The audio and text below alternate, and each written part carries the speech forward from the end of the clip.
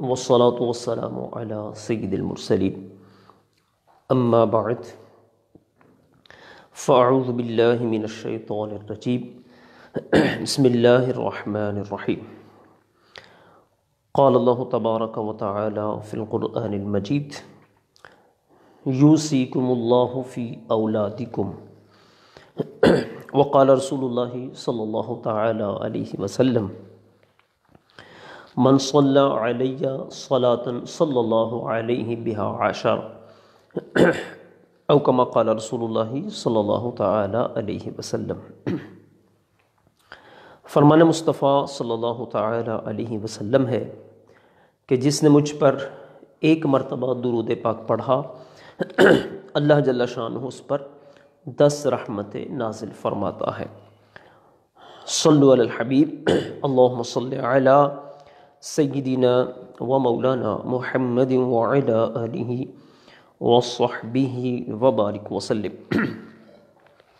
جس طرح کے ہم سب یہ جانتے ہیں کہ جامعۃ المدینہ کی طرف سے 12 روزہ دورہ میراث یہ جاری ہے، تو کل جو سبق ہم نے پڑھا اس کے اندر ہم نے تصحیح کے قواعد یہ پڑھے تھے۔ ان میں سے ہم نے تصحیح کے قواعد اور ساتھ ہی ساتھ جو 4 طرح کے اصول جن کا استعمال تصحیح کے قواعد میں تھا وہ بھی ہم نے پڑھا ہے۔ ان میں سے ہم نے 4 جو قواعد تھے اس کو میں دوبارہ سے ذرا بیان کرنے جا رہا ہوں، چونکہ آج بالخصوص ان قواعد کا استعمال بہت زیادہ ہے۔ اس میں تھا تماثل، تباین، توافق اور تداخل۔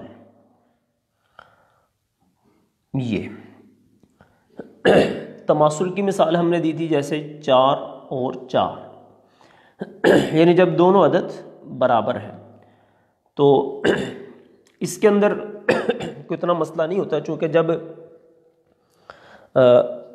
عدد رؤوس اور عدد سہام یہ دونوں آپس میں برابر ہوں گے تو وہ پوری تقسیم کاری ہو جائے گی۔ تیسری ہم نے مثال تباین کی جو دیکھی وہ ایک مثال یہ بھی ہے 3 اور 4، یعنی نہ تو آپس میں یہ برابر ہیں اور نہ ہی ان میں سے کوئی ایک دوسرے پر تقسیم ہوتا ہے۔ دوسری مثال ہم نے پڑھی تھی توافق کی، جیسے 8 اور 10۔ توافق میں یہ ہوتا ہے کہ نہ تو ایک عدد دوسرے پر تقسیم ہوتا ہے، نہ یہ دونوں آپس میں برابر ہوتے ہیں، اور نہ ہی بالکل تباین ہوتا ہے، بلکہ کیا ہوتا ہے کہ تیسرا عدد جیسے یہاں 2 ان دونوں کو تقسیم کرتا ہے، یہ دیکھیں اب اس کے بعد مزید ان کو تقسیم نہیں ہونا۔ اور تداخل میں یہ ہوتا ہے کہ چھوٹا عدد بڑے کو پورے کا پورا تقسیم کر دے۔ یہ وہ 4 اصول ہیں جن کا کچھ کل ہم نے بیان کیا تھا۔ اس میں سے جو ہم نے مثالیں بیان کی تھیں وہ یہ مثالیں ہم نے بیان کی تھی کہ جس صورت میں جب کسر یعنی حصے پورے تقسیم نہیں ہو رہے ہوتے، ایک فریق پر کسر واقع ہوتی ہو، اور اس کے اندر پھر ہم نے تباین اور توافق ان دونوں کی مثالیں کل ہم نے پڑھ لی تھیں۔ آج جو ہم مثال پڑھیں گے وہ ہے کہ جب ایک سے زائد فریقوں پر اگر کسر واقع ہو رہی ہو، یعنی جو ان کے حصے ہیں وہ ان کو برابر پورے نہیں مل رہے، تو پھر اس کا کیا طریقہ کار ہوگا اور اس کو کیسے ہم حل کریں گے۔ تو مثال جیسے کہ میں پہلے مثال کو لکھتا ہوں اور مثال کے بعد پھر اس میں کیا اصول بیان کیے گئے ہیں انشاءاللہ اس کو ہم بیان کریں گے۔ یہ جو مثال ہے یہ مثال آئے گی کہ جب عدد رؤوس یہ آپس میں متماثل ہوں، یعنی تماثل کی یہ مثال ہے۔ مثلا بہت زیادہ اس مثال پر توجہ کرنے کی حاجت رہے گی۔ جیسے مثلاً بیٹیاں ہیں، ان کے ساتھ ساتھ دادیاں ہیں، اور اس کے ساتھ ساتھ چچا ہے۔ لیکن اب ان کی تعداد کیا ہے؟ بیٹیاں مثلاً 6 ہیں، دادیاں 3 ہیں، اور چچا بھی 3 ہیں۔ تو ایسی صورت میں جب بیٹیاں 2 یا 2 سے زائد ہوں تو مسئلے کی صورت بنتی ہے، ان کو ملتا ہے ثلثان، دادیاں جو ہے ان کو ملتا ہے سدس، اور چچا یہ اسبا بنے گا۔ تو ایسی صورت میں جب مسئلے کی صورت بنائیں گے تو دیکھیں گے ہم ثلثان سدس کے ساتھ مل رہا ہے۔ جب ثلثان سدس کے ساتھ مل رہا ہے تو مسئلے کی صورت بنتی ہے 6 سے۔ تو بیٹیوں کو ثلثان 6 کا ثلثان ہے 4، یہ مل جائیں گے۔ دادیوں کو سدس ملنا ہے 1، یہ ہو گئے 5، باقی ایک حصہ بچا جو بطور اسبا یہ چچا کو مل جائے گا۔ اب یہاں دیکھیں آپ جو کسر واقع ہو رہی ہے ان تینوں پہ واقع ہو رہی ہے کہ بیٹیاں 4 ہیں، بیٹیاں 6 ہیں، حصے 4 ہیں، تو یہ 4 ان 6 پر پورے تقسیم نہیں ہو پا رہے۔ اسی طرح دادیوں کو حصہ ملا ہے 1، تعداد ہے ان کی 3۔ اب آپ دیکھیں ان کو بھی آپس میں پوری تقسیم کاری نہیں ہو رہی۔ اس کے بعد چچا ہے، چچا بھی 3 ہیں اور ان کے حصے 1 ہیں، یہ بھی آپس میں پورے تقسیم نہیں ہو رہے۔ تو اب کیا کرنا ہے؟ اب ہم نے پہلے نمبر پر ان کی آپس کی نسبتیں دیکھنی ہیں، یعنی عدد رؤوس اور عدد سہام کے اندر ہم نے نسبت دیکھنی ہے۔ تو یہ دیکھیں پہلے نمبر پر عدد رؤوس 6 ہیں، عدد سہام 4 ہیں۔ ان میں کون سی نسبت ہے؟ ان کے اندر نسبت ہے توافق کی، توافق یعنی 2 ایسا عدد ہے جو 4 کو بھی تقسیم کرتا ہے اور 6 کو بھی تقسیم کرتا ہے۔ تو اب 6 کا عدد وفق وہ 3 ہے، تو یہ 3 یہاں پر ہے اس کا عدد وفق۔ تو اس کے بعد دیکھیں دادیاں اور یہ 3 ہے، یہ 1 ہے، ان کا آپس میں تباین ہے، یہ نسبت تباین کی ہے۔ جب یہ تباین کی نسبت ہے تو یہ اپنی جگہ پر 3 کا 3 قائم رہے گا۔ اس کے بعد اسبا، اس میں دیکھیں چچا 3 ہیں اور حصہ 1، ان کی آپس میں نسبت کیا ہے؟ تباین کی ہے، تو لہٰذا اس میں بھی کوئی تبدیلی نہیں آئے گی۔ اب مسئلے کی صورت کیا بنی؟ اب دیکھیں یہ بھی 3 ہے، یہ بھی 3 ہے اور یہ بھی 3 ہے۔ اب جب یہ 3 ہے اور 3 کیا ہے؟ ان کی آپس میں نسبت کو ہم نے دیکھنا ہے۔ تو ان کی آپس کی جو نسبت ہے، ان کی آپس کی نسبت یہ ہے نسبت تماثل، یعنی یہ سب آپس میں متماثل ہیں۔ تو جب یہ صورت پیدا ہو جائے کہ آپس میں اعداد رؤوس یہ تمام کیا ہے، اب یعنی اب ہم نے اس کا اعتبار کرنا ہے یہاں پر، اب 6 کا اعتبار نہیں ہوگا بلکہ یہ ہوگا۔ تو اعداد رؤوس یہ بھی 3، یہ بھی 3، یہ بھی 3، ان کی آپس کی نسبت کو ہم نے دیکھا تو یہ نسبت ہے آپس میں متماثل کی۔ تو جب یہ صورت پیدا ہو جائے گی تو کسی بھی ایک کے حصے کو اوپر آپ ضرب دے دیں، یہ بن گیا 18 تصحیح۔ اچھا، جس طرح یہاں اوپر ضرب دی بالکل اسی طرح اس کو نیچے ضرب دے دیں گے۔ 4 کے ساتھ ضرب دی تو یہ ہو گیا 12، یہ ہو گیا 3 اور یہ بھی ہو گیا 3. تو اب آپ دیکھیں کیا حصے برابر ہوئے یا نہیں. بیٹیاں 6 ہیں تو اب ہر بیٹی کو 2 مل جائیں گے، 2 لاکھ، تو اس کا حصہ پورا ہو گیا. دادیاں 3 ہیں، حصے بھی 3 ہیں، ایک ایک ان کو مل جائے گا 1 لاکھ. اسی طرح چچا بھی 3 ہے، حصے بھی اب 3 ہو گئے تو ان کو بھی مل جائے گا 1 لاکھ. تو یہ ہماری دوسری مثال آ گئی جس میں تماثل کی نسبت کا ذکر ہے. کل ہم نے توافق کی نسبت پڑھی تھی جب ایک فریق پر کسر واقع ہو رہی تھی، اور پھر اس کے بعد ہم نے تباین کی نسبت کو پڑھا تھا، اس کا بھی طریقہ کار کل بیان کر دیا تھا. اور آج جو ہم نے پڑھا ہے یہ پڑھا ہے کہ جب کسر ایک سے زائد افراد پر واقع ہوگی تو اس وقت اس کا طریقہ کار کیا ہے. سب سے پہلے ہم نے اعداد رؤوس اور اعداد سہام کے اندر نسبت کو دیکھنا ہے. تو یہاں ہم نسبت کو دیکھنے کے بعد یہ ہم نے ان کی ایک نسبت آپس میں نکالنی ہے. تو یہاں پر دیکھ لیا آپ نے، جب ہم نے نسبت کو نکالا تو یہ جو اعداد رؤوس ہیں سب کے اندر تماثل کی نسبت ہے.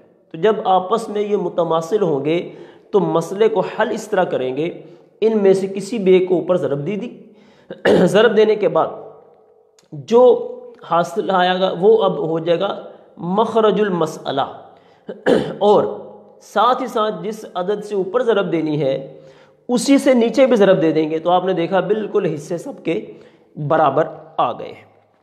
اب ہم اس کی دوسری مثال کی طرف چلتے ہیں. یہ مسائل بہت زیادہ مشق یعنی پریکٹس سے آپ کو آئیں گے، لہٰذا اس پر تھوڑی سی مشق کرنی پڑے گی. مشق بھی تبھی فائدہ دے گی جب آپ ان کے قواعد کو اچھی طرح سے سمجھ پائیں گے. اب ہم جا رہے ہیں اس کی دوسری مثال کی طرف کہ اگر کسر ایک سے زائد فرد پر واقع ہو مگر ان کے اعداد رؤوس میں آپس میں نسبت تداخل ہو جائے. ابھی جو ہم نے مثال پڑھی تھی یہ اس میں تھا کہ اعداد رؤوس میں نسبت تھی تماثل کی، اور اب جو پڑھیں گے اس میں آپس میں نسبت تداخل کی آئے گی. مثلا یہ مثال ہے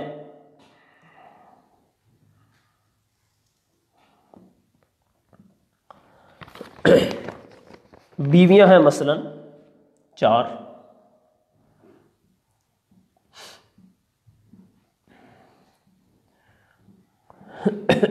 اس کے بعد دادیاں ہیں 3،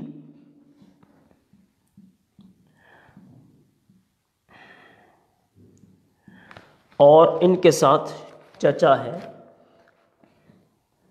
مثلا 12. تو سب سے پہلے تو اسی اصول کے مطابق ہم نے مسئلہ بنانا ہے.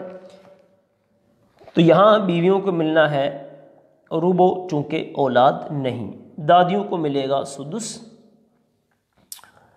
اور چچا اسی طرح اسبا کہلائیں گے.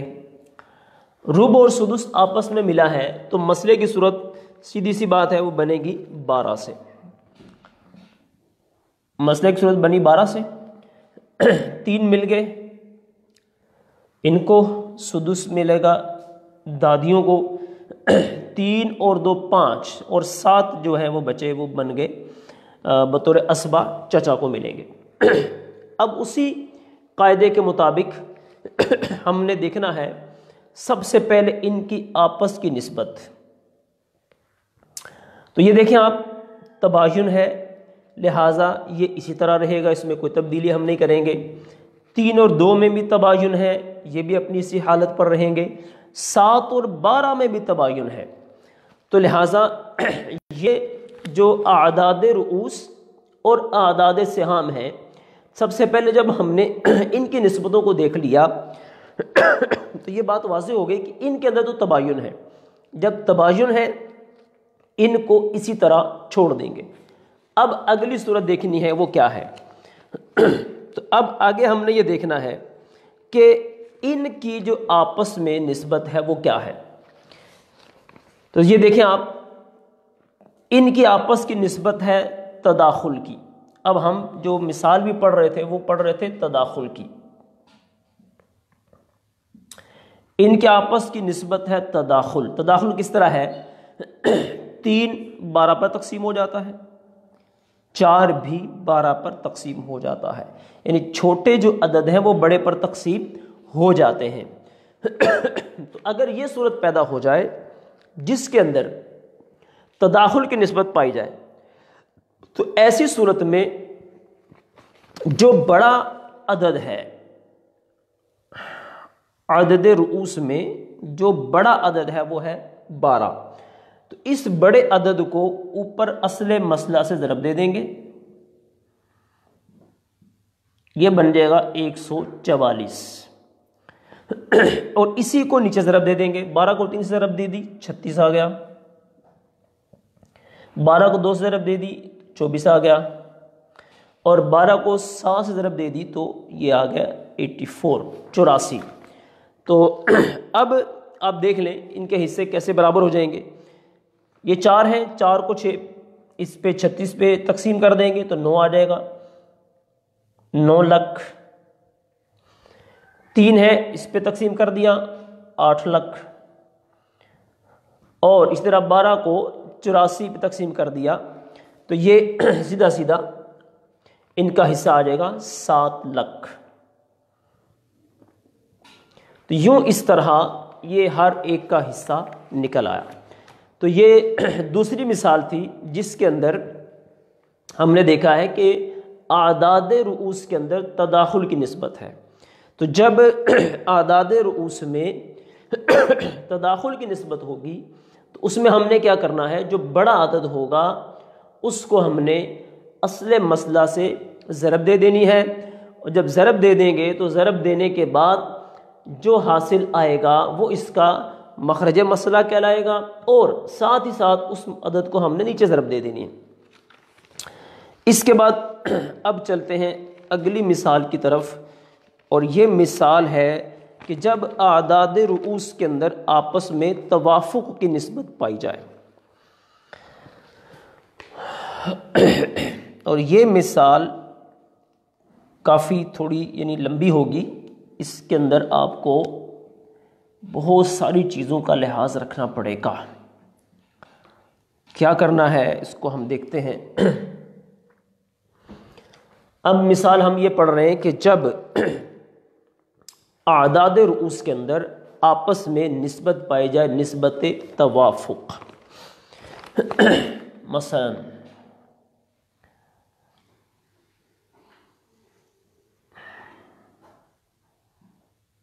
اسی طرح بیویاں ہیں مثلا 4،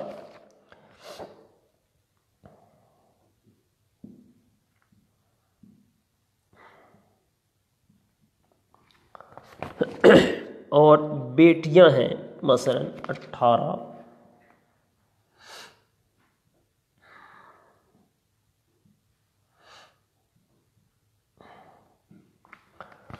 اس کے بعد دادیاں ہیں مثلا وہ ہے 15، اور اس کے ساتھ ساتھ چچا ہیں مثلا وہ ہے 6. اب سب سے پہلا جو تقسیم کا طریقہ کار ہوتا ہے وہ یہی ہوتا ہے کہ ہم نے ہر ایک کے حصوں کو دیکھنا ہے کہ وہ کتنے بنتے ہیں. بیٹیاں ہیں، اولاد کی موجودگی میں ان کو ملتا ہے ثمن، ثمن ان کو دے دیں گے. بیٹیاں ہیں ان کو ملتا ہے چونکہ 2 سے زائد ہیں ثلثان، اور دادیاں ہیں ان کو اسی طرح ملے گا سدس، اور چچا یہ بنیں گے عصبہ. تو دیکھیں ثمن ثلثان کے ساتھ مل گیا ہے، ثمن سدس کے ساتھ مل گیا ہے، تو مسئلے کی صورت بنائیں گے ہم 24 سے. یہاں ایک بات یہ ذہن میں رکھنی ہے کہ ہم نے جو پچھلی مثالوں میں دیکھا ہے، اصل جو مسئلہ تھا اس کے ساتھ ہم جب اعداد کی نسبت کو دیکھ لیتے تھے اور اس کے بعد پھر ہم ان کی آپس میں ضرب تقسیم جو بھی کرتے تھے وہ کر لیتے تھے. تو اس میں اگر کوئی مسئلہ ہو اول والا، تو اول والے مسئلے کے اندر اصل مسئلہ کی جگہ چونکہ اول والا ہوگا، تو پھر جو تصحیح کے بعد جو اپنا نسبتیں دیکھنے کے بعد جو ضرب دیں گے پھر ہم اس کو ضرب بھی اس اول والے مسئلے کی جو ایک عدد آئے گا اس کے ساتھ دیں گے. یعنی مسئلہ عائلہ ہوگا، یعنی اول والا مسئلہ، تو اس کے اندر ہم نے ضرب بھی اسی کے ساتھ دینی ہے، اور اگر مسئلہ دوسرا والا ہے تو ضرب جو ہے ہم نے اسی کے ساتھ دے دینی ہے. تو سب سے پہلے یہ دیکھنا ہے ان کو حصے دینے ہیں. تو ان کو حصے ملنا ہے سمن، تو 3 یہ حصے بیوی کے ہو گئے، اور 24 کا جو ثلثان ہوتا ہے وہ ہوتا ہے 16 بیٹیوں کے حصے ہو گئے. دادیوں کو سدس ملنا ہے تو یہ بنے گا سدس 4، یعنی اب جب ہم 6 کو 24 پر تقسیم کریں گے تو 4 حاصل ہوگا. یہ بن گئے 24 اور 4 16 اور 4 20، 20 اور 3 23، باقی ایک حصہ بچا بطور اسبا کے وہ چچا کو مل جائے گا. اب دیکھتے ہیں، ہم نے پہلے ان کی آپس کی نسبت کو دیکھنا ہے. پہلے نمبر پر تو یہ دیکھ لیں آپ کے کیا حصے پورے ہو رہے ہیں یا نہیں. دیکھیں یہ 4 ہیں، یہ 3 ہیں، حصہ بالکل پورا نہیں آ رہا. یہ حصے ان کے 16 ہیں، عدد سہام 16 ہے، عدد رؤوس 18 ہے. ان کو آپس میں اگر ہم تقسیم کریں گے تو برابر ان کو نہیں ملیں گے. یہ 14 ہے، یہ 15 ہے، تو آپس میں یہ بھی تقسیم کاری پوری نہیں ہو سکتی. ظاہری بات ہے 4 کم ہے، 15 زیادہ ہے، تو 4 15 پر پورے کا پورا تقسیم نہیں ہو سکتا. اسی طرح اگر آپ اس کو دیکھ لیں، چچا یہ 6 ہیں اور حصہ 1 ہے، تو لہٰذا یہ بھی اس کے اندر پورے کا پورا تقسیم نہیں ہو سکتا. تو اب ہم نے دیکھنے ان کی آپس کی نسبت. جیسے شروع میں ہم نے بیان کیا، اگر تو نسبت ہوگی تباین کی، اگر تباین کی نسبت ہے تو یہ تو بالکل اسی طرح ہی رہے گا. یہ 4 ہی گویا کہ یہ ان کا عدد ہے جو کہ عدد رؤوس کہلائے گا. اب 16 اور 18 میں ہم نے دیکھا نسبت کو، تو یہ نسبت کون سی ہے؟ یہ نسبت ہے ان کی نسبت توافق، یعنی 2 ایسا عدد ہے جو دونوں کو تقسیم کر رہا ہے. 8 آئے گا، اس کو تقسیم کرتے ہیں، اور اس کو کریں گے تو 9 آئے گا. تو 9 ادھر آ جاتا ہے اور ادھر 8 اور 9 میں اگر ہم دیکھتے ہیں تو مزید تقسیم کاری نہیں ہے، یعنی تباین ہو جاتا ہے. جب تباین ہو جاتا ہے تو اب یہ بچے گا اس کا عدد وفق. یہ 9 اب یہاں ہے عدد وفق. اچھا، اس کے بعد ہم نے دیکھا 15 اور 4، ان کے اندر آپس میں کون سی نسبت ہے؟ یہ بھی نسبت تباین کی ہے، لہٰذا اس کو بھی ایسے ہی رہنے دیں گے. اس کے بعد ہم نے دیکھنا ہے 6 اور 1 کو، ان کے اندر بھی نسبت کون سی ہے؟ نسبت ہے تباین کی، تو لہٰذا اس کو بھی ہم بالکل ایز اٹ اسی طرح چھوڑ دیں گے. تو اب ہمارے پاس جو اعداد رؤوس آ گئے وہ ہے 4 9 15 اور 6. یہ اب ہو گئے ان کے اعداد رؤوس. تو اب ہم نے دیکھنا ان کی آپس میں کیا نسبتیں ہیں.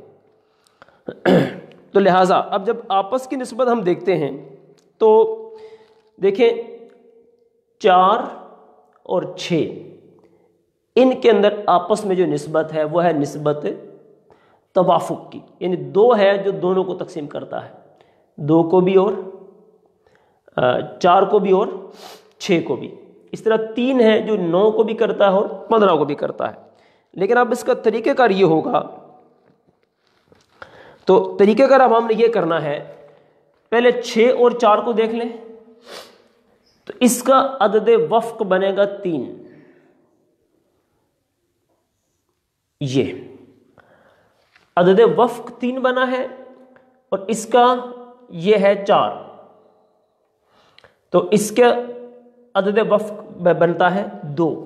تو اب ہم نے کرنا کیا ہے کہ اس کا عدد وفق نکال کر، جو کہ 6 کا عدد وفق ہے وہ 3 ہے، تو 3 کو اب ہم نے 4 کے ساتھ ضرب دے دینی ہے۔ 3 کو 4 سے ضرب دے دی، یہ حاصل ہوگا ہمیں 12۔ اچھا، اس کے بعد اب ہم نے دیکھنا ہے، اب ہمارے پاس عدد رؤوس کیا بنے؟ 12، 9 اور 15۔ اب ہم نے آپس میں دیکھنا ان کی نسبت کو کیا ہے۔ ان میں سے 9 اور 12 کی نسبت دیکھی، 9 اور 12 کی نسبت، یہ کون سی نسبت ہے؟ یہ ہے توافق بالثلث، یعنی 3 جو ہے وہ 9 کو بھی تقسیم کرتا ہے اور 12 کو بھی تقسیم کرتا ہے۔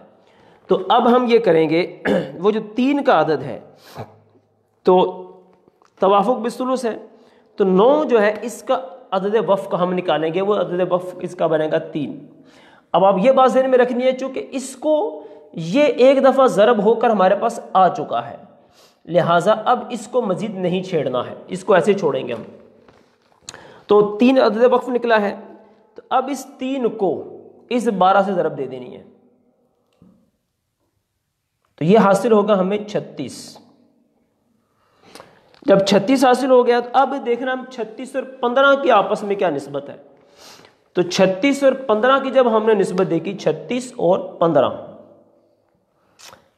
ان کی آپس کی نسبت ہم نے دیکھی، تو یہ نسبت یہ بنتی ہے نسبت توافق کی، اور 3 کا عدد جو ہے وہ ان کو تقسیم کرتا ہے۔ تو اس کا 3 5 آتا ہے اور اس کا 12 آتا ہے، تو عدد وفق نکلا اس کا 5 نکلا۔ اس 5 کو اب اس 36 سے ہم نے ضرب دینی ہے، تو یہ حاصل ضرب ہمارے پاس آئے گا 180۔ اب یہ جو حاصل ضرب ہمارے پاس ہمیں حاصل ہو گیا ہے، اس حاصل ضرب کو اس کے ساتھ ہم نے ضرب دیں گے جو ہمارے پاس مخرج مسئلہ ہے۔ جب اس کے ساتھ اب ہم اس کو ضرب دیں گے تو حاصل ضرب جو ہمیں حاصل ہوگا، اس کو تھوڑا سا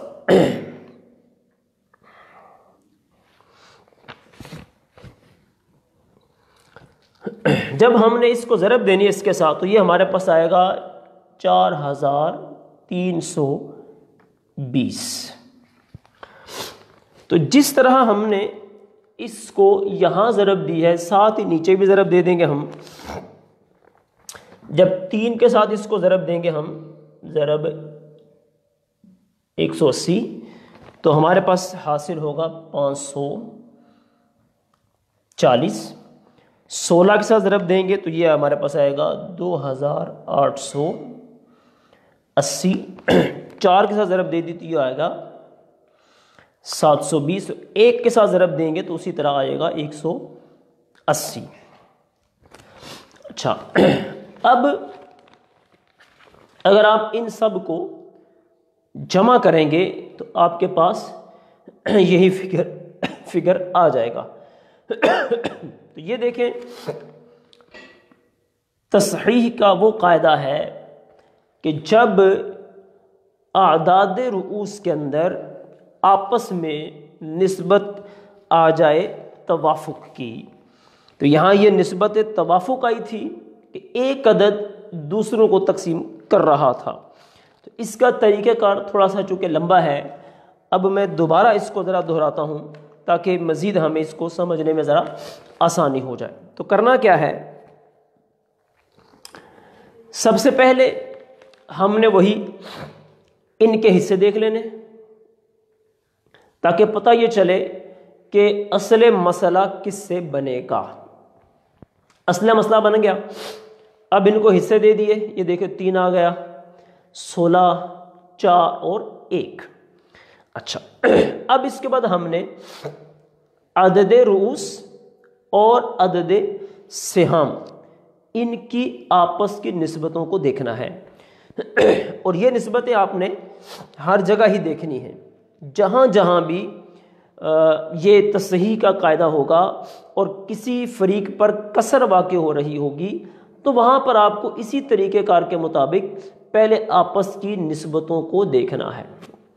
تو یہ دیکھیں آپ نے آپس کی نسبتیں دیکھی، تباین ہے ویسے چھوڑ دیا، پھر ان کو دیکھا اس میں توافق ہے تو اس کا عدد وفق نکال لینا ہے، وہ نکال لیا ہم نے 9۔ پھر ان کو دیکھا تباین ہے ویسے چھوڑ دیا، پھر اس کو دیکھا ان کا بھی آپس میں کیا ہے تباین ہے، ان کو بھی ویسے ہی چھوڑ دیا۔ اب اس کے بعد ہمارے پاس جو عدد حاصل ہوں گے ان کو دیکھ لینا ہے۔ تو ان کے اندر جو عدد ہمیں حاصل ہو رہے ہیں یہ حاصل ہوئے، اب ان کے آپس کی نسبتوں کو دیکھنا ہے۔ تو پہلے ہم نے دیکھا 4، ان چھوٹے سے شروع کیا ہم نے، 4 اور 6، تو اس کا عدد وفق نکلا ہمارے پاس 3۔ 3 کو 4 سے ضرب دے دی تو یہ آ گیا 12۔ اگر ہم اس کا عدد وفق نکالیں مثلا 2 تو پھر ہمیں 6 سے ضرب دینی پڑے گی، تو دونوں صورتوں میں حاصل ہمیں 12 ہی ہوگا۔ جب 12 آ گیا پھر ہم نے 12 کی اور 9 کی آپس کی نسبت کو دیکھ لیا، وہ اس میں ہم نے دیکھا کیا ہے، تو عدد یعنی اس میں بھی توافق آیا اور توافق بھی ثلث آیا، 3 آیا، تو 12 اور 3 4 حاصل ہوا تھا، یعنی 12 کا عدد وفق ہمیں ملتا وہ ملے گا 4۔ 4 کو 9 سے ضرب دے دی وہ آ گیا 36۔ پھر 36 کی اور 15 کی آپس کی نسبت کو ہم نے دیکھا، تو وہ آپس کی نسبت ہمیں یہ بھی ملی ہمیں توافق بالثلث، یعنی 3 کے اوپر 15 بھی تقسیم ہو رہا ہے، 36 بھی تقسیم ہو رہا ہے۔ تو پھر ہم نے اس کا عدد وفق نکالا 15 کا، وہ ملا ہمیں 5۔ 5 کو جب ہم نے 36 کے ساتھ ضرب دی تو ہمیں حاصل ہوا 180۔ تو اس 180 کو ہم نے پھر ضرب دینی ہے اصل مسئلہ سے، اصل مسئلہ سے بھی ضرب دینی ہے، ساتھ ہی نیچے والے حصوں سے بھی ضرب دینی ہے۔ جب یوں ہم نے یہ اس طریقے کار کے مطابق کیا تو آپ نے دیکھا یہ تمام فریقین کو اپنا اپنا حصہ وہ مل گیا ہے۔ تو جیسے میں نے پہلے کہا توافق والی یہ جو صورت ہے اس میں ظاہری بات ہے تھوڑا سا ضرب تقسیم زیادہ ہے، تو لہٰذا قاعدے کے مطابق اگر آپ چلتے رہیں گے تو کہیں پر بھی انشاءاللہ کوئی پریشانی نہیں آئے گی۔ کسی بھی جگہ پر اگر ذرہ برابر بھی قاعدہ تھوڑا سا ادھر ادھر ہو گیا تو آپ کا سارا مسئلہ ہی خراب ہو جائے گا، اور آپ اس کو بار بار حل کرنے کے باوجود بھی آپ کو بالکل نہیں سمجھ میں آئے گا کہ یہ کیا ہو رہا ہے، مسئلہ ہم سے حل کیوں نہیں ہو رہا۔ تو جب بھی کبھی مسئلہ حل کرنے میں کوئی پریشانی آئے یا درست نہیں ہو رہا تو آپ اس کے اصولوں کو دیکھیں، قوانین کو دیکھیں۔ اگر آپ قاعدے کے مطابق کر رہے ہیں تب تو ٹھیک ہے، نہیں تو پھر اس کا مطلب یہ ہے قاعدے میں، قانون میں، اصول میں کہیں پر مسٹیک ہے جس کی وجہ سے آپ اپنا مسئلے کو حل نہیں کر پا رہے۔ تو لہٰذا بار بار اس کی مشق کرنی پڑے گی، تب جا کر آپ ان مسائل کو حل کر پائیں گے۔ اور ہم نے بھی جب یہ مسائل کو بیان کیا ہے تو اسی طرح اس کی بار بار پریکٹس کی ہے، پریکٹس کرنے کے بعد ان کے نوٹس بنائے ہیں، اور تب جا کر جو ہے نا ہم یہ مسائل کو یہاں الحمدللہ حل کرنے میں کامیاب ہو رہے ہیں۔ اب اس کا ایک اگلا مسئلہ ہے، ایک اور مثال ہے۔ ہماری جو مثالیں ہیں وہ توافق کی بھی ہو گئی ہیں اور کچھ نہ کچھ تماثل کی بھی ہم نے کر دی ہیں۔ اب اس کے بعد جو اگلی مثال آ رہی ہے وہ مثال ہے کہ اگر اعداد رؤوس میں تباین ہو۔ ابھی جو ہم نے پڑھی تھی وہ یہ تھا کہ اعداد رؤوس کے اندر باہم توافق تھا، اس سے پہلے جو مثال ہم نے پڑھی ہے وہ یہ تھا کہ اعداد رؤوس کے اندر باہم آپس میں تماثل تھا۔ تو اب یہ جو مثال آ گئی یہ ہے جب اعداد رؤوس میں آپس میں تباین ہوگا۔ یہ بھی مثال تھوڑی سی لمبی ہے، اس کو بھی ذرا آرام سے سمجھنا پڑے گا۔ مثلا وارثین، پہلا سٹیپ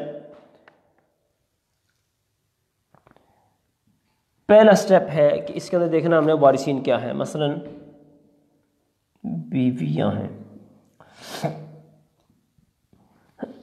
یہ ہے 2۔ اس کے بعد مثلا دادیاں ہیں، اور یہ ہیں 6۔ اس کے بعد دیکھنا ہے بیٹیاں۔ بیٹیاں مثلا یہ ہیں 10، اور اسی طرح اس کے بعد پھر چچا ہیں، مثلا یہ ہیں 7۔ تو اسی طرح سب سے پہلے مسئلے کی صورت بیان کرنی ہے کہ مسئلہ شروع یعنی کس کو کتنا حصہ ملتا ہے۔ تو بیٹیاں ہیں، تو بیٹیوں کی موجودگی میں جو بیویاں ہوتی ہیں ان کو ملتا ہے سمن، دادیوں کو ملے گا سدس، ان کو ملنا ہے سلسان، اور چچا یہ بن جائیں گے اسبا۔ تو جب سمن اور سدس یہ آپس میں ملیں گے تو مسئلے کی صورت کتنے سے بنے گی؟ 24 سے۔ 24 کا سمن بنتا ہے 3، یعنی 8 کو 24 پر تقسیم کر دیں گے، 6 کو تقسیم کیا تو 4، سلسان 24 کا آتا ہے 16، 20، 23 اور باقی ایک بچا بطور اسبا چچا کو مل گیا۔ تو اب اس کے اندر چونکہ یہ جو اصول ابھی ہم پڑھیں گے کہ یہ آپس میں اعداد رؤوس میں آئے گا تباین، تو کیا کرنا ہے؟ سب سے پہلے آپس کی نسبتیں دیکھنی ہے، اعداد سہام اور اعداد سہام کے ساتھ ساتھ اعداد سہام اور اعداد رؤوس، یہ چونکہ عدد رؤوس ہوتے ہیں اور یہ سہام ہوتے ہیں، ان کی آپس کی نسبت دیکھنی ہے۔ تو دیکھیں 2 اور 3 کی نسبت کیا ہے؟ تباین کی ہے، لہٰذا یہ اپنی جگہ پر قائم رہے گا، 2 ہی رہا۔ 4 اور 6 میں دیکھا تو نسبت کون سی ہے؟ یہاں پر یہ ہے نسبت توافق کی، یعنی 2 ایسا عدد ہے جو دونوں کو تقسیم کر رہا ہے، 2 اس پہ بھی تقسیم ہو جاتا ہے، اس پہ بھی ہو جاتا ہے، تو اس کا عدد وفق نکالا تو وہ نکلا ہے 3۔ اس کے بعد ہم نے دیکھا 16 اور 10، اس کے اندر بھی کیا ہے؟ اس کے اندر بھی توافق بن نصف ہے، یعنی 2 ایسا عدد ہے جو اس کو بھی تقسیم کرتا ہے، اس کو بھی تقسیم کرتا ہے۔ جب 10 کو تقسیم کیا 2 پر تو ہمیں حاصل ہوا 5، تو اس کا یہ دونوں ہو گئے عدد وفق، اس کا یہ عدد وفق ہے اور اس کا یہ ہے، اور چچا یہ 7 ہیں اور یہ حصہ 1 ہے۔ 1 اور 7 میں باہم جب ہم نے نسبت کو دیکھا تو یہ نسبت تباین کی ہے، لہٰذا اس کو بھی ہم اسی طرح چھوڑ دیں گے۔ اب ہم اس کی آپس کی نسبتوں کو دیکھیں یہ ہمارے پاس بچا ہے 2، 3، 5 اور 7، 2، 3، 5، 7۔ اب آپ دیکھیں ان کے اندر آپس میں کوئی نسبت کوئی نہیں، ایک ہی نسبت ہے، ان سب کے اندر نسبت ہے نسبت تباین، یعنی جو آپ کے اعداد رؤوس آئے ہیں وہ آئے ہیں 2، 3، 5 اور 7، یہ ہے اعداد رؤوس۔ اور اب ان اعداد رؤوس میں آپ دیکھیں تو سب کے سب ایسے ہیں کہ جو ایک دوسرے پر تقسیم نہیں ہو رہے، باہم برابر بھی نہیں ہے، تو ان کی جو آپس کی نسبت ہے وہ ہے نسبت تباین۔ تو لہٰذا اب جو نسبت تباین ہے اس کا طریقہ کار یہ ہوگا کہ ہم نے ان کو آپس میں ضرب دے دینی ہے۔ اس کا آسان یہ قاعدہ ہے، باہم جب یہ صورت بنے گی تو ان کو آپس میں ہم نے ضرب دے دینی ہے۔ تو اب ان کو آپس میں ضرب دے، 2 کو 3 سے ضرب دی تو 6 حاصل ہوا، 6 کو 5 سے ضرب دی تو 30 حاصل ہوا، اور جب 30 کو 7 سے ضرب دی تو 210 حاصل ہوا۔ تو ان کو آپس میں ضربے دینے سے ہمیں جو عدد حاصل ہوا وہ ہے 210۔ اب 210 کو آپ ضرب دے دیں گے جب 24 کے ساتھ تو ہمیں حاصل ہو جائے گا 5040۔ تو مسئلہ ہمارا حل ہو گیا، لیکن اب تھوڑا سا میں اس کو دہرا دوں کہ اسی قاعدے کے روح سے پہلے ہم نے آپس کی نسبت دیکھنی ہے، عدد رؤوس اور عدد سہام، ان کے آپس کی نسبت دیکھیں۔ اگر تو ان کی نسبتوں کے اندر تباین آ رہا ہے تو آپ اس کو بالکل نہیں چھیڑیں گے، ایسے ہی چھوڑ دیں گے۔ پھر دیکھ لیے سب، اگر توافق ہے تو عدد وفق نکال لیں گے۔ یہ دیکھیں ہم نے عدد وفق نکال لیا، یہاں بھی توافق تھا، عدد وفق نکال لیا، یہاں تباین ہے، یہاں اس کو ہم نے بالکل ایسے ہی چھوڑ دیا ہے۔ تو جب یہ ہمارے پاس عدد نکل آئے، اب ان کی آپس کی نسبتیں ہم نے دیکھنی ہیں۔ تو آپس کی نسبتیں ہم نے دیکھی، اگر تو یہ متماثل ہوں، جب پہلی جو ہماری مثال تھی، تو متماثل عدد جو ایک ہے اس کو اوپر بھی ضرب دے دینی ہے، نیچے بھی ضرب دے دیں گے۔ اور اگر توافق ہو، جس کی مثالیں ابھی ہم نے پچھلی مثال میں پڑھی ہیں، کہ اس کے اندر پھر ہم آپس کی نسبتوں کو دیکھ کر اس کے ایک کا عدد وفق نکال کر دوسرے سے ضرب، پھر دوسرے کے ساتھ نسبت کو دیکھیں گے، پھر اس کے ساتھ ضرب، پھر اس طرح یوں کر کے ضربے دینے کے بعد جو حاصل ہوگا اس کو اصل مسئلہ سے ضرب دے دیں گے۔ اور اگر تباین کی صورت ہے، جیسے یہاں پر آ گیا ہے 1 3 5 7، تو ان کو آپس میں ضربے دے دینی ہے، اور جو حاصل ہوگا اس کو ساتھ نیچے بھی ضرب دے دیں۔ اب 210 جو ہے اس کو ہم نے ضرب دیں گے نیچے، تو یہ ہمارے پاس آ جائے گا 630۔ 4 کے ساتھ جب ہم نے اس کو ضرب دے دیا تو یہ ہمیں حاصل ہو گیا ہے 840، اور جب ہم نے اس کو 16 کے ساتھ ضرب دے دی ہے تو ہمیں حاصل ہوا ہے 3360، اور جب 1 کے ساتھ ضرب دی تو اسی طرح 210۔ اب اس کے بعد اگر آپ ان کے الگ الگ حصے نکالنا چاہیں گے تو اس کو 2 پہ تقسیم کر دیں گے، ایک بیوی کا حصہ نکل آئے گا۔ اس کو 6 پہ تقسیم کر دیں گے تو ہر دادی کا حصہ نکل آئے گا۔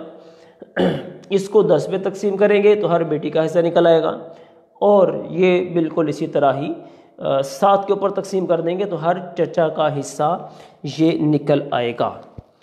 تو یہ دیکھیں ہم نے یہاں پر آپ کو یہ 2-3 صورتیں جو ہیں وہ بیان کر دی ہیں کہ جب تصحیح کے اندر اس طرح کے مسائل پیدا ہو جائیں کہ کسر واقع ہوتی ہو اعداد کے درمیان میں، اعداد رؤوس اور اعداد سہام کے درمیان میں۔ اس کی مختلف مثالیں ہم نے پڑھ لی ہیں۔ ایک فرد جب ہو تو اس وقت ہم نے تباین آئے تو کیا کرنا ہے، توافق آئے تو کیا کرنا ہے۔ ایک سے زائد افراد ہوں گے تو پہلے ان کی آپس کی نسبتیں دیکھیں گے، اعداد رؤوس اور اعداد سہام کی۔ اس کے بعد پھر اعداد رؤوس کی آپس کی نسبتیں دیکھیں گے، پھر ان کو کس طرح سے ضرب کرنا ہے، اور ضرب کا طریقہ کار ہم نے سارا بیان کر دیا۔ آخر میں آ کر پھر آپ نے اس کو اصل مسئلہ سے ضرب دینی ہے، اصل مسئلہ سے ضرب دینے کے بعد پھر اسی عدد کو آپ نے نیچے ضرب دینی ہے۔ انشاءاللہ اس طرح تمام جتنے بھی ورثہ ہیں ان میں سے ہر ایک کا حصہ انشاءاللہ وہ پورے کا پورا نکل آئے گا۔ اس بات کو میں پھر دوبارہ سے دہرا رہا ہوں کہ دیکھیں اگر کبھی بھی مسئلہ حل نہیں ہو رہا تو آپ نے قواعد کو دیکھنا ہے، اصول کو دیکھنا ہے۔ اصول سے تھوڑا بھی ہٹیں گے تو مسئلہ کہیں کا کہیں چلا جائے گا۔ اچھا، اب آپ یہ دیکھیں کہ یہ جو کسر واقع ہو رہی ہے اس کے اندر 3 فریق تقریباً ہم نے دیکھے ہیں جن میں مختلف جگہوں پر یہ کسر واقع ہوتی ہے۔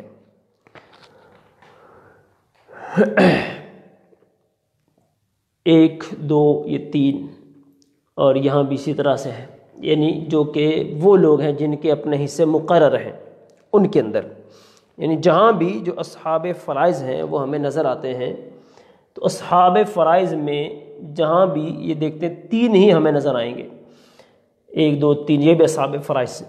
تو علماء نے اس کا بعد استقراء یعنی اس کی خوب چھان پھٹک کرنے کے بعد یہ مسئلہ بیان کیا ہے کہ اکثر اور اصول یعنی یہی ہے کہ انہی میں 3 سے زائد جو اصحاب فروض ہیں، 3 سے زائد میں کہیں پر دیکھنے میں آیا ہے کہ کسر واقع نہیں ہوتی۔ کوئی ہو بھی تو ایک آدھی شاید کوئی شاذ صورت ہوگی، وگرنہ ایسا نہیں ہے۔ تو الحمدللہ آج ہمارا یہ تصحیح کا قاعدہ بھی مکمل ہو گیا، اس کو بھی ہم نے پڑھ لیا ہے۔ تو ابھی تک جو چیزیں ہم پڑھ چکے ہیں وہ میں تھوڑی سی آپ کو عرض کر دیتا ہوں کہ کون کون سی چیزیں جو ہم الحمدللہ پڑھ چکے ہیں۔ اس کے اندر ہم نے شروع سے ثبوت میراث پڑھا تھا، موانع میراث پڑھے تھے، پھر وہ حقوق پڑھے جن کا میت کے ترکہ سے تعلق ہے، پھر صحاب فرائض، پھر عصبات کا بیان، پھر حجب، پھر حصوں کے مخارج، یہ جو مخرج مسئلہ ہوتا ہے یہ کیسے نکالنا ہے ہم نے اس کا بیان پڑھا تھا۔ اس کے بعد ہم نے عول کا بیان پڑھ لیا، پھر اس کے بعد اعداد کے درمیان میں نسبتیں جو ابھی ہم نے آج بھی بیان کی ہیں، اس کے بعد ہم نے تصحیح کا جو قاعدہ ہے الحمدللہ اس کو بھی ہم نے پڑھ لیا ہے۔ اب آخری جو چیز ہے آج وہ ہم نے جو پڑھنی ہے وہ ہے تخارج۔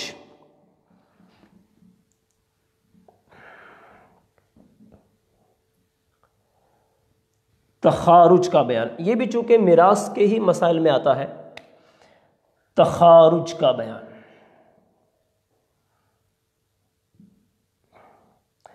تخارج کو تصالح بھی کہتے ہیں۔ یہ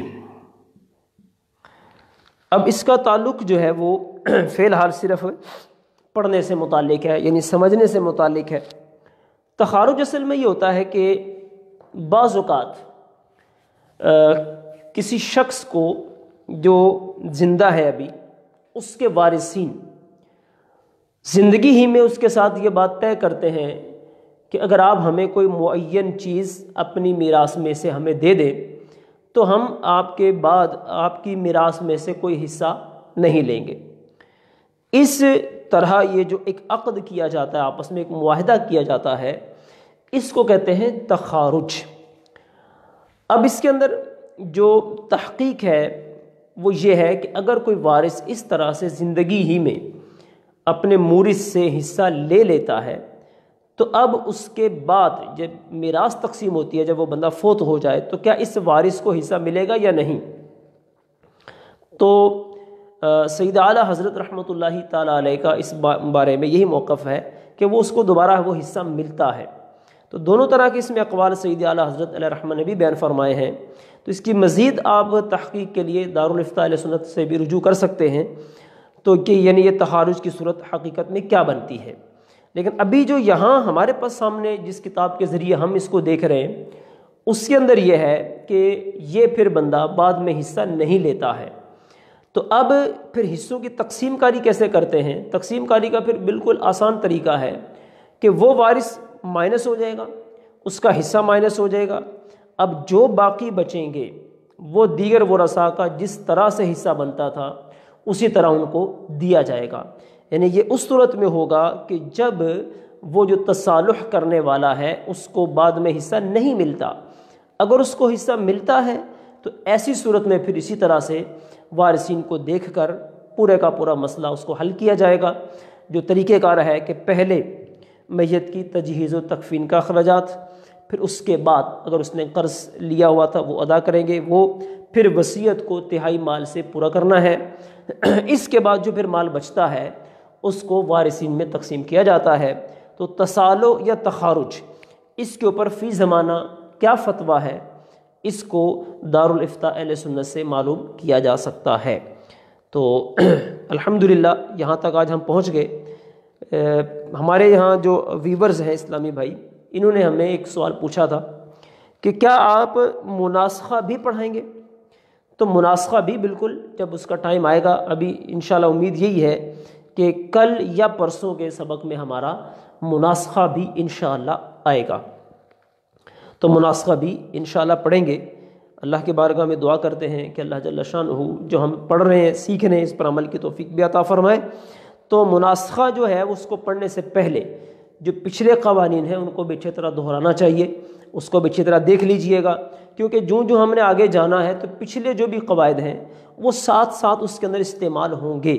اگر پچھلے ذہن میں نہیں ہوں گے تو اگلا ظاہری بات ہے کرنا ہمیں اس میں آزمائش ہو سکتی ہے۔ تو دعوت اسلامی کے ساتھ ہر دم وابستہ رہیے، بالخصوص اس دور میں دعوت اسلامی ایک بہت زبردست نعمت ہے ہمارے لیے، اس کے ساتھ تعاون ہر طرح کا کیجیے، مدنی عطیات دعوت اسلامی کو جمع کرائیے، انشاءاللہ آپ کے مدنی عطیات جو ان کے اصل مصرف ہیں وہیں پر اللہ نے چاہا تو استعمال ہوں گے۔ اللہ عمل کی توفیق عطا فرمائے، آمین بجاہ النبی الامین، صلو علی الحبیب صلی